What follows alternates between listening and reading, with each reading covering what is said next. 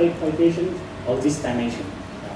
So then the second network will predict what the the xy coordinates of the center and the y height and visibility of different atoms. So means the 1 dimension for each atom. So means output will be 85. But this one we expect the network will be position sensitive. So we remove the max pooling layer. So also the experiments show that if you remove the max pooling, actually the performance can be increased a little bit. So after you get these two networks, then you can actually have the confidence map for different atoms. Then you can combine the different atoms with the max operation. You can get a label for different position. Finally, you can do the optional bounding box refinement or pixel smoothing. You can get a final result. Yeah, so as I mentioned, for this task, maybe one challenge is how to get enough training data. So first we collect about 7,700 images, 6,000 for training, 1,000 for testing, and 700 for validation. So to train the two models, we need about 2 to 3 days on the pattern track GPU. And but for testing, this is very fast. Actually, only 0.5 seconds, and you can get the result for one image. So we compare the results, because currently I think there's only one online system is from Professor Cooper. It's a paper gold. This is the non-parametric method. This is a formal method from her. So it based on this database because she released the code. So we can see that the performance is about 44.76. But if you utilize the proposed method, the performance can be finally jumped to 64.38. So means actually from the previous method to this method, the improvement is huge. So here are some visual comparison between the paper goal and the proposed method or initial version of the active template iteration without Shuicheng refinement. So you can see that from the paper goal, when the demo comes out, actually it's quite exciting because this is the first demo can give you the building passing. But now you can see that the performance has been increased quite a lot because you can see that for this one you can even sense the eyeglasses. You can also sense the back trajectory. And even when the pose is not so regular, you can still get not so bad performance. But if you carefully check that actually the current performance is still not so perfect. Why? Because you can still see a lot of these kind of artifacts in the boundary of the person. Sometimes the position of the template is not so good. So last year we moved to another pipeline. So this is based on the motivation for the previous one. That is because you use two networks actually will lead to the suboptimal results, and also you see a lot of these kind of artifacts.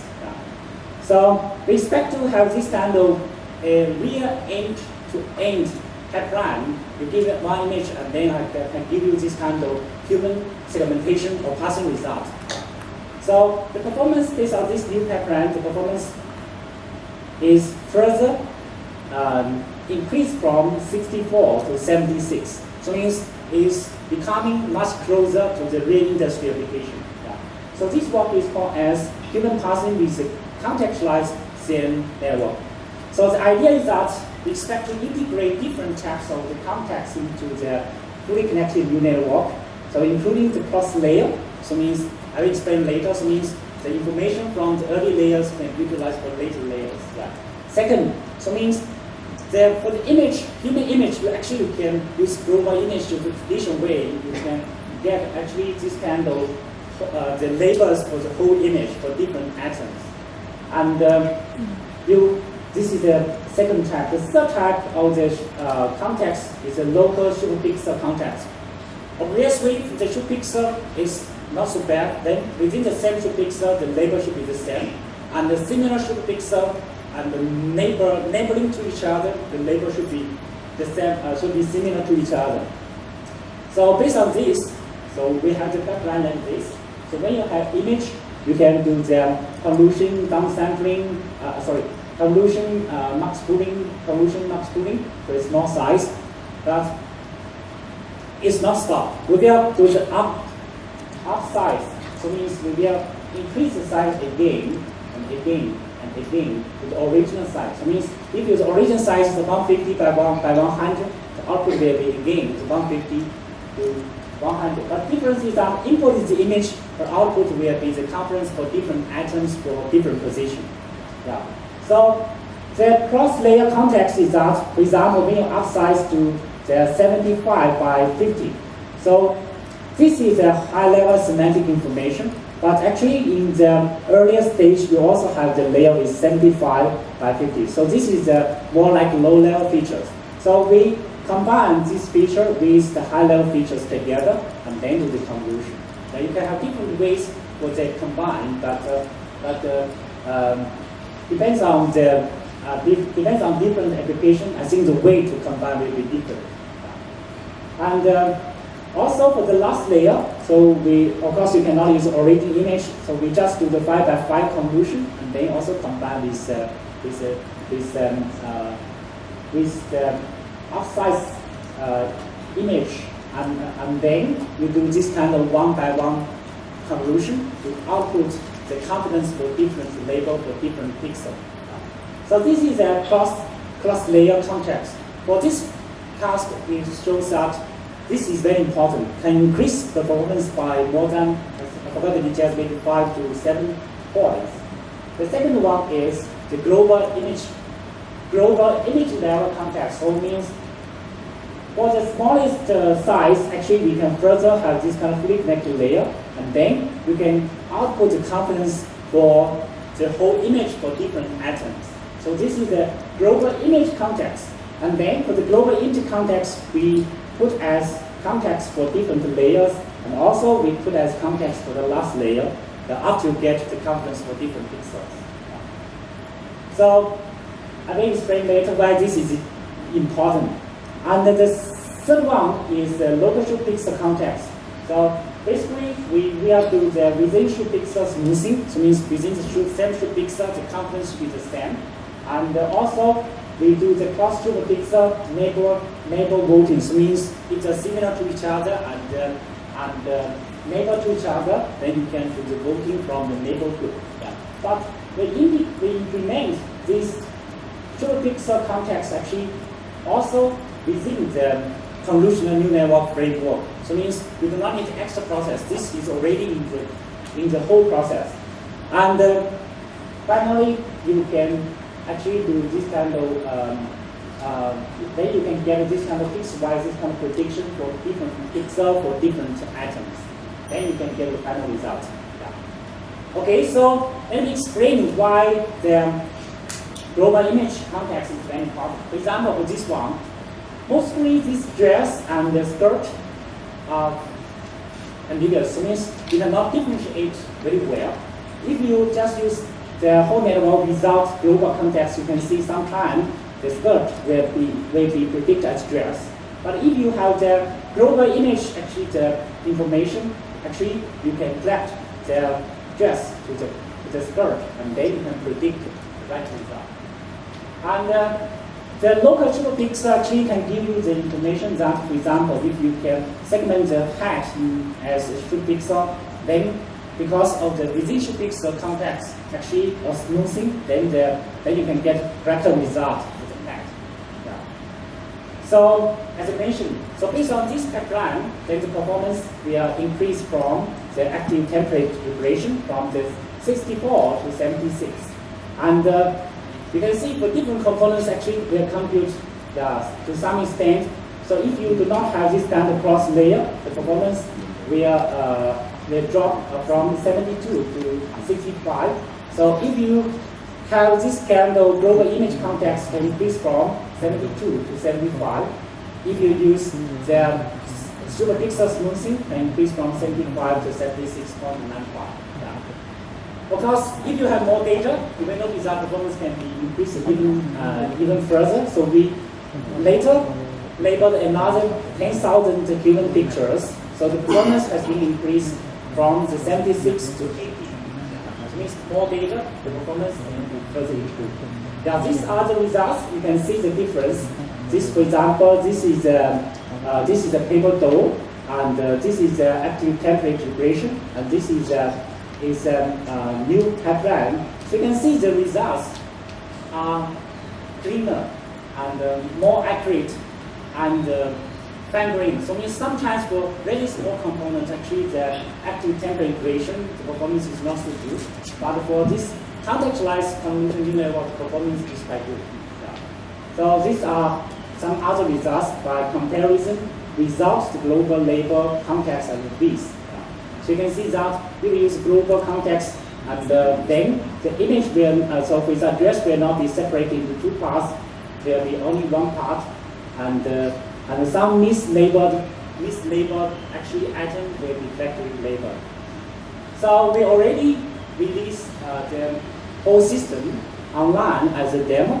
So current speed is amazing. So means it will only take about less than 0.15 seconds. So if you do not use the Shuicheng, because Shuicheng is no design only increased by 1.7 point.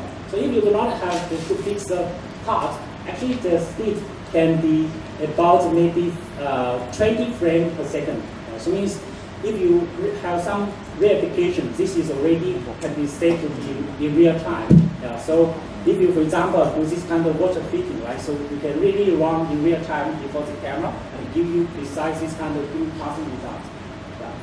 So also you can see that current performance is already quite near to some of the industry application requirement, and also I believe it can be utilized for the Read ID application. So we did not do the experiments. The main reason is that actually we don't have this kind of database available yet, because we need to use HD camera. We cannot use the original, for example, very low quality camera. We need a high quality camera to get the photo.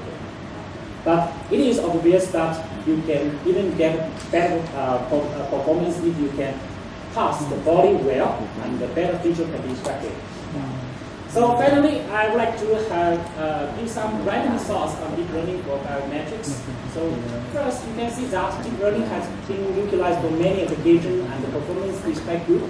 So one question is, the left issue for biometrics is big data or new algorithm.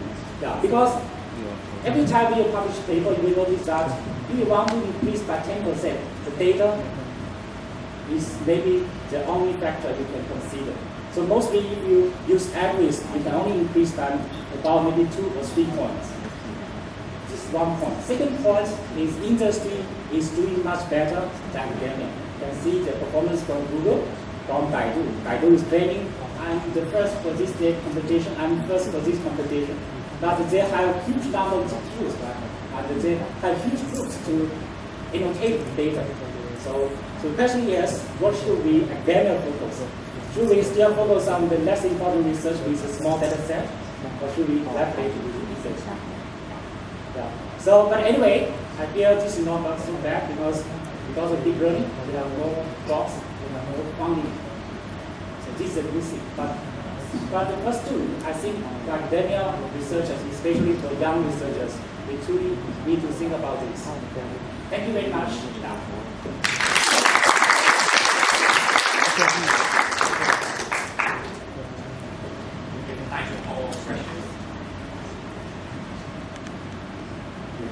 Any questions?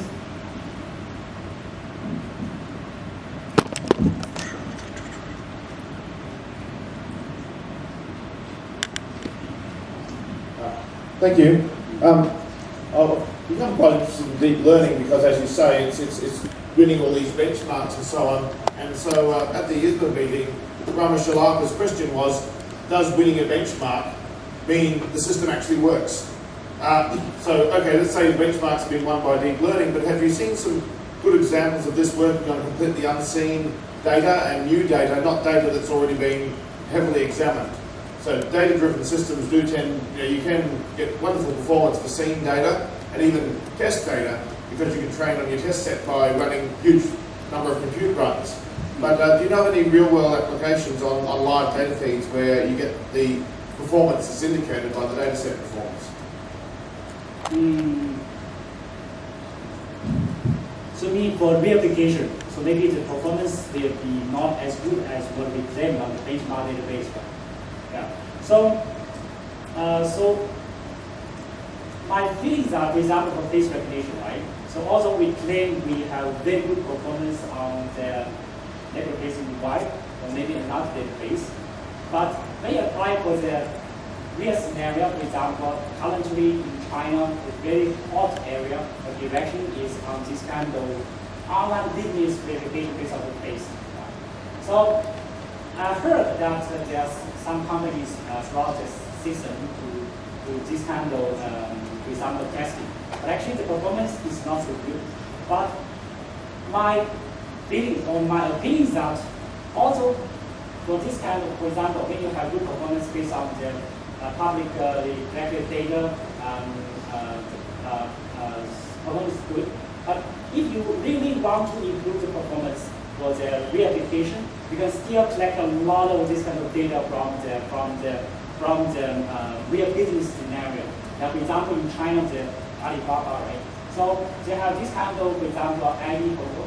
They also have this kind of, for example, for the registration or some other reason to collect the real photo from the human.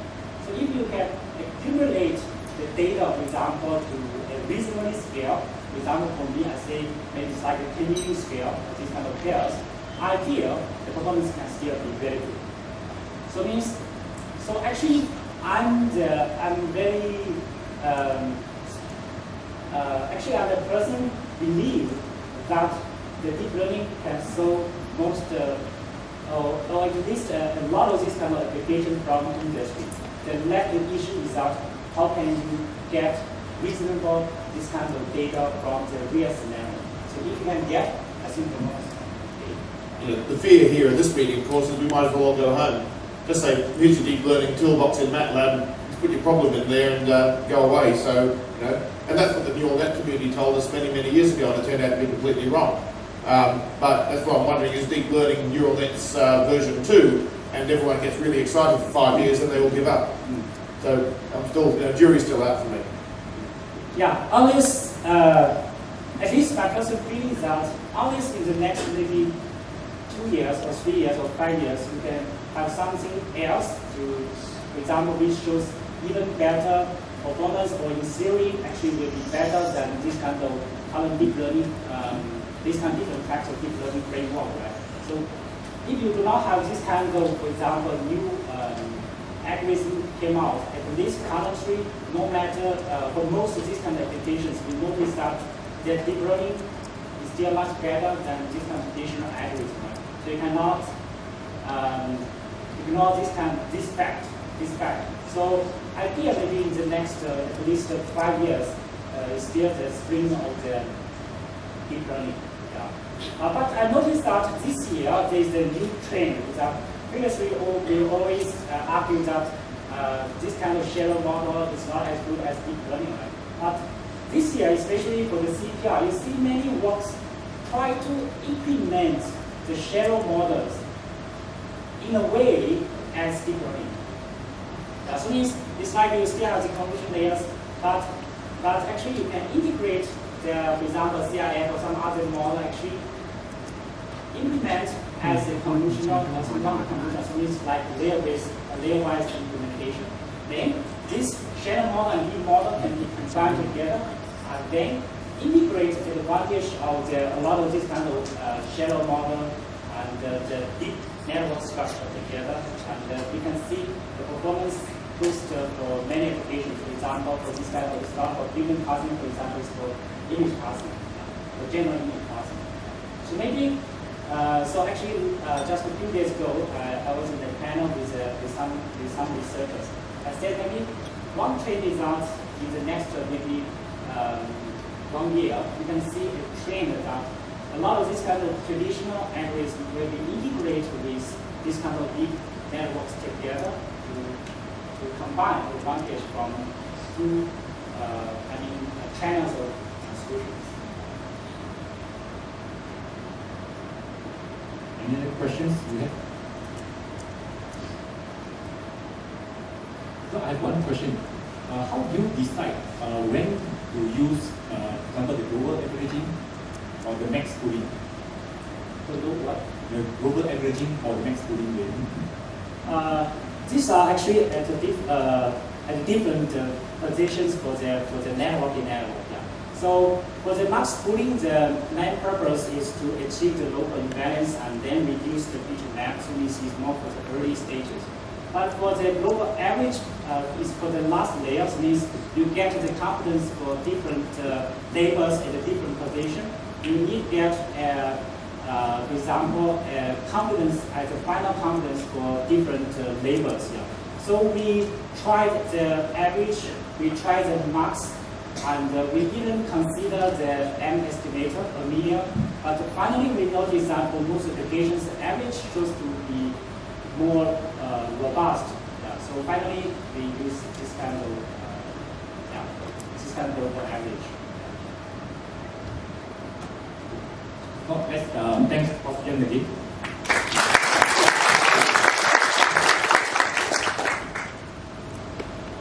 Okay, so finally I got a chance to get it.